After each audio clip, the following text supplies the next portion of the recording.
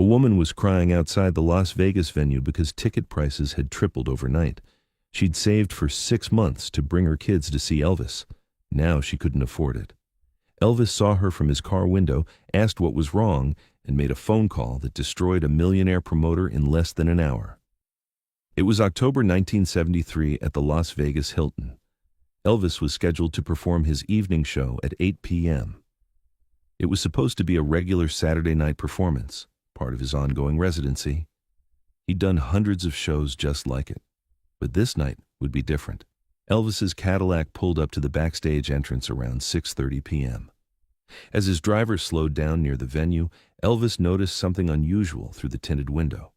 There was a woman sitting on the curb outside the main entrance, her face in her hands, crying. 2 children, a boy about 8 and a girl about 6, sat next to her, looking confused and sad. Elvis had seen plenty of emotional fans over the years. People cried at his concerts all the time. But something about this scene felt different. This wasn't the crying of excitement or joy. This was the crying of disappointment and defeat. "Stop the car," Elvis said. His driver, Charlie, pulled over. Elvis's security team tensed. They never liked it when Elvis made spontaneous stops, especially in public areas. But Elvis was already opening the door. He walked over to the woman and her children, wearing sunglasses and a dark jacket, trying to be somewhat inconspicuous. The woman didn't even look up. She was too lost in her disappointment. "Ma'am," Elvis said gently, "are you all right?" The woman looked up and her eyes went wide when she recognized him. For a moment she couldn't speak. "Mr. Presley," she finally managed, wiping her tears. "I'm sorry. I'm fine. We're fine." "You don't look fine," Elvis said kindly. He knelt down so he was at eye level with the children.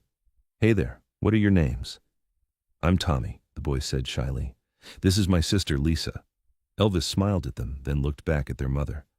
"What's going on? Why are you crying?" The woman, her name was Carol Henderson, tried to compose herself. "It's nothing. It's stupid. We should just go." "If it's making you cry, it's not stupid," Elvis said. "Tell me what happened." Carol hesitated. Then the words poured out. "I'm a waitress at a diner downtown. My husband left us 2 years ago. I'm raising Tommy and Lisa alone. They love your music. They listen to your records every night. When I heard you were performing, I promised I'd take them." She paused, wiping her eyes. "I started saving in April. 6 months. Whatever I could from tips, $5 here, $10 there. It took 6 months to save $120. Tickets were supposed to be $40 each. I had enough for 3 tickets. Elvis listened intently. "I called this morning to buy them," Carol continued. "They said tickets are now $150 each. I asked if they made a mistake. They said no. The promoter changed prices last night. Supply and demand. $150 each. That's $450 total. I have $120. She looked at her children, her voice breaking. "I had to tell them we couldn't go. I had to break my promise. They've been so excited for months. Now I'm sitting here, trying to explain why we drove all this way but can't go inside." Elvis felt anger rising in his chest. He stood up and looked toward the venue. "When did the prices change?" "Last night," they said. "The show's been sold out for weeks at $40 per ticket, but then yesterday the promoter decided to resell all the tickets at the higher price. Made people who already bought tickets either pay the difference or get refunded. Some people paid the extra. Others, like me, couldn't afford it." Elvis's jaw tightened. "What's the promoter's name?" "Richard Dalton." "But Mr. Presley, please don't—" "Wait here," Elvis said. He turned to his security chief, Joe. "Stay with them. Make sure they're comfortable. Get them some water and something to eat. I'll be right back." Elvis walked toward the backstage entrance with purpose. His friendly demeanor from moments ago was gone, replaced by barely controlled fury. He found Richard Dalton in the promoter's office, sitting behind a desk counting money. Literal stacks of cash. Dalton looked up when Elvis walked in without knocking. "Elvis," Dalton said with a wide smile, standing up. "Good, you're here early. We've got a fantastic night ahead. The show's completely sold out at the new prices. We're looking at over $300,000 in ticket revenue. Your cut is going to be substantial." "How much are you charging for tickets?" Elvis asked, his voice dangerously quiet. $150 for regular seats, $250 for premium, Dalton said proudly. I know it's higher than advertised, but the demand is there. People are willing to pay. It's just good business. The tickets were supposed to be $40, Elvis said. Dalton waved dismissively. That was the announcement price. Once it sold out, I realized we'd underpriced. Market value for an Elvis show is much higher. I recalled tickets, refunded purchases, and resold at market rates. Standard industry practice. Standard practice? Elvis repeated, his voice harder. Absolutely. Supply and demand. Economics 101. There are only so many seats and thousands of people want them.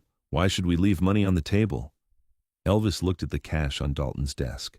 There's a woman outside with 2 kids. She saved for 6 months to bring them here. $120 from her tips as a waitress. Your market rates mean she can't afford to keep her promise to her children. Dalton shrugged. I'm sorry to hear that, but I can't make business decisions based on individual circumstances. If she can't afford the tickets, someone else will buy them. That's how markets work. Markets? Elvis said, his voice rising. These aren't commodities. These are people. My fans. The people who made me who I am, and you're exploiting them. I'm running a business, Dalton said defensively. You should be thanking me. Your cut of $300,000 is a lot better than your cut of $80,000 would have been at the old prices. I don't want money that came from price gouging, Elvis said flatly. How many people couldn't afford the new prices? Dalton looked uncomfortable. I don't have exact numbers. How many? Maybe 40% of the original ticket holders didn't repurchase at the new price. 40%, Elvis repeated slowly. You kicked out 40% of my fans so you could squeeze more money out of the rest. They were replaced by people willing to pay the actual value. Actual value? Elvis interrupted. You mean you kicked out working people who saved for months so you could sell their seats to rich people who don't care about the price? Dalton's smile was getting forced. Elvis, I understand you're upset, but the tickets are already sold. The show is in 90 minutes. People are already in the venue. We can't undo this now. Yes, we can, Elvis said. Here's what's going to happen. You're going to refund every single person who bought tickets at the inflated prices. You're going to reissue tickets at the original $40 price. First priority goes to everyone who originally had tickets but couldn't afford to repurchase. Whatever seats are left can be sold at $40 to whoever wants them. Dalton's face went red. That's insane. I'd lose hundreds of thousands of dollars. Then you lose hundreds of thousands of dollars, Elvis said. I can't do that. I have investors, I have expenses, I have contracts. I don't care, Elvis said. Either you refund them or I walk. Dalton stared at him, trying to figure out if he was serious. You have a contract too, Elvis. You're obligated to perform tonight. Sue me, Elvis said. But I'm not performing at a show where my fans were scammed. Elvis, be reasonable. I am being reasonable. You're the one who tripled ticket prices overnight to squeeze money from people who can barely afford it. That's not reasonable. That's greed. Dalton tried a different approach. Look, I understand your concern for this woman and her kids. Tell you what, I'll give them 3 free tickets. Comp tickets, VIP section, problem solved.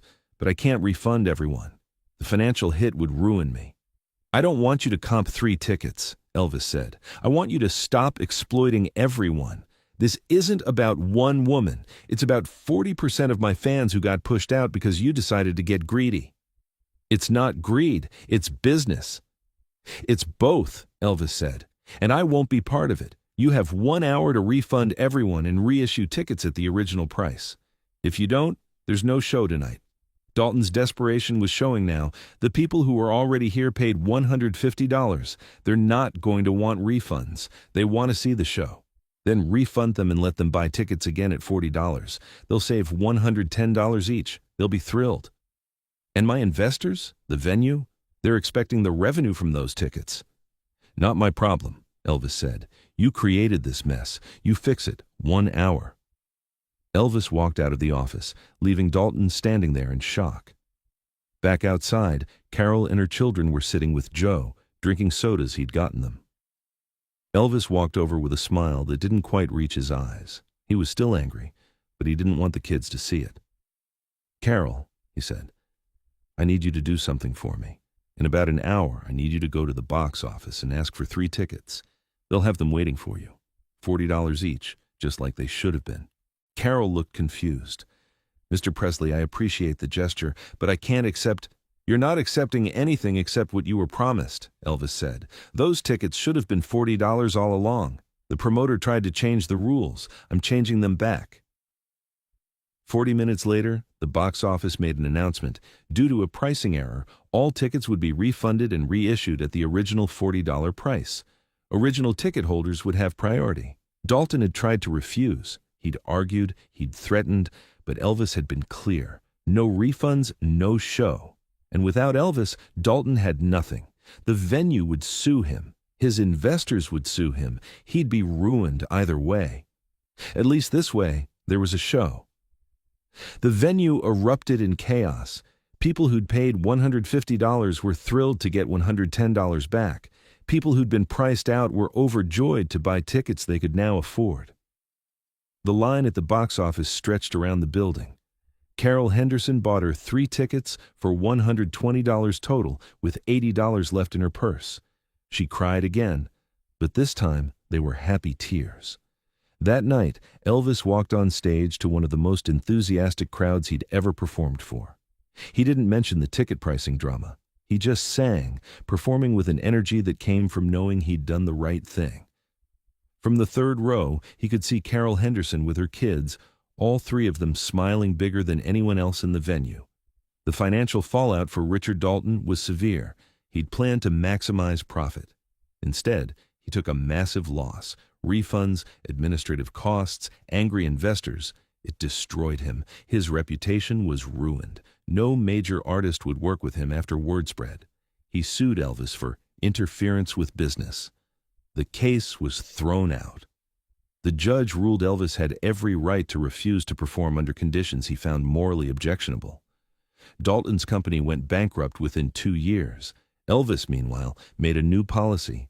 Every contract now included a clause giving him approval over ticket prices.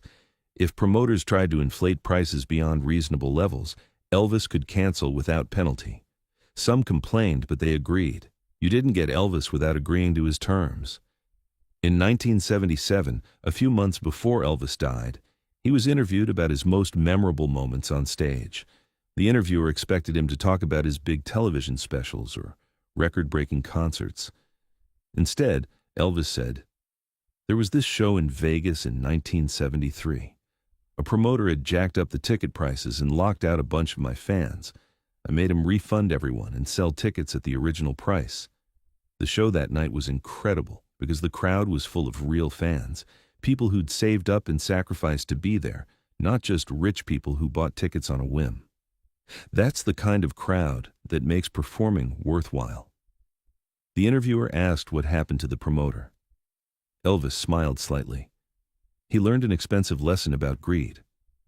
He tried to exploit people who couldn't afford to fight back, but they had someone who could fight back for them.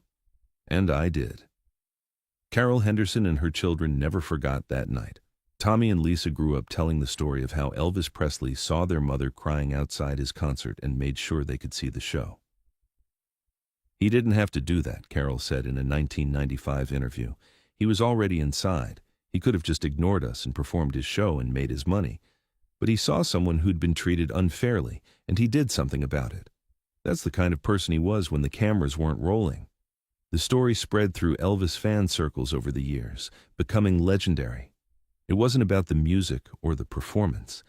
It was about an artist who saw his fans being exploited and refused to let it stand. It was about someone using their power to protect people who had no power of their own. And it was a reminder that sometimes the most important thing you can say is simple. Either you make this right, or I walk. If this story moved you, make sure to like and subscribe. Share this with someone who needs a reminder that standing up to greed is always worth it. Have you ever stood up for someone being taken advantage of? Let us know in the comments and hit that notification bell for more stories about using power to protect the powerless.